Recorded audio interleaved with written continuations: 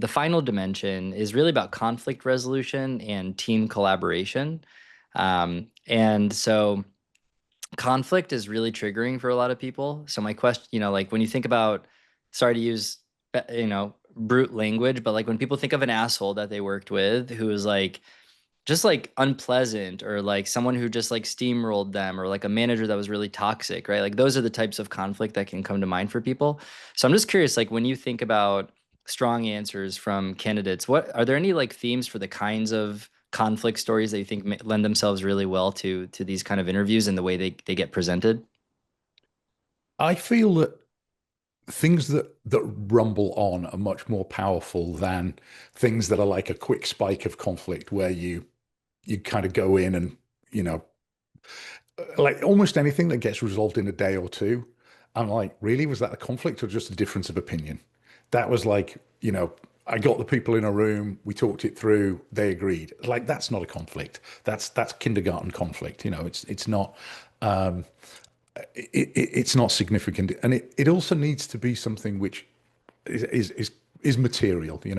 Like it has to be impacting a problem. I would also say that not part of it is seeing that people are not afraid of conflict, and even I would say at higher levels of creating conflict where necessary, because sometimes it is important to like push back and to handle that. And I don't think there are that many questions about that. Usually it is about resolution, but you do have to have a healthy relationship with conflict, and part of that is being able to not just avoid it. It's like, conflict avoidance is like avoiding fixing other people's conflicts, but also perhaps not stepping in, not pushing back and not generating conflict. And again, focus on the behavior. I had a client I was working with who, in their L&D at Meta, they this is before they worked with me. I should add as a caveat, they started explaining the story, and they were working for one of the rideshare companies, and their conflict was about a conflict between the two sides of the business around tipping, drivers and riders having a different perspective.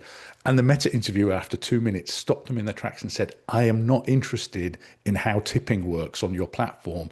I want to understand the conflict with the other person." Mm. So they were like, "It's not about tipping.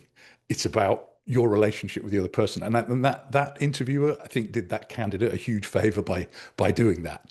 And I just wanted to share that today as an example. As like, don't over explain the conflict, explain the behaviors, because there's always differences of opinion. Brian, I'm sure you have thoughts on that kind of, is it the is the is the matter at hand the conflict, or is the conflict the Like the thing? the people problem, like Yeah. the drama between the humans. Yeah, I'm curious what you think, Brian. Yeah, I mean, I think if there's an opportunity to, and I totally agree with Robert's points, I think if there is an opportunity to tie the conflict to the impact for user, company, team, that is like really important, especially when if you're using Star, you get to the end and you talk about the results, right? So, is conflict is okay. And compare and contrast, like Google was, I'll just be candid, Google was slightly more conflict avoidant than Meta. And Meta was more embracing of conflict, but primarily and overwhelmingly, I would say in an absolutely healthy kind of way where it was like pretty simple and straightforward to be like, okay, Ben's the monetization PM, Brian's the privacy PM.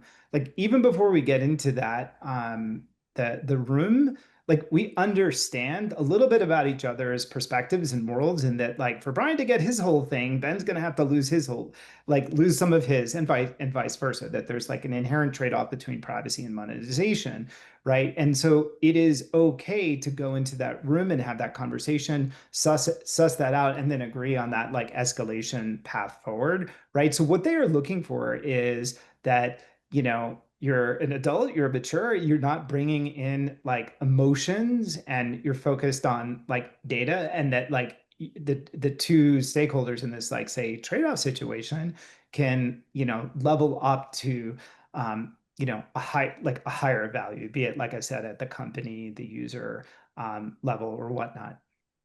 Got it. So great stories here, like are not about the details about the specific, PRD level disagreement about what the right solution is, but it's these kind of longer standing these things that have like a deeper kind of way that they're impacting people psychologically, perhaps, or like the behaviors, but there's maybe like the ability to diagnose as an adult what the maybe incentive structures are that are causing the conflict to happen, and maybe demonstrating like initiative in the process of calling that out, leveling with the other person, identifying the mismatch, and if maybe like incentive structures need to get rearranged or revisited so to align people so they could work together collaboratively in a healthy way. Like that's basically like one way to tell a story about resolving conflict.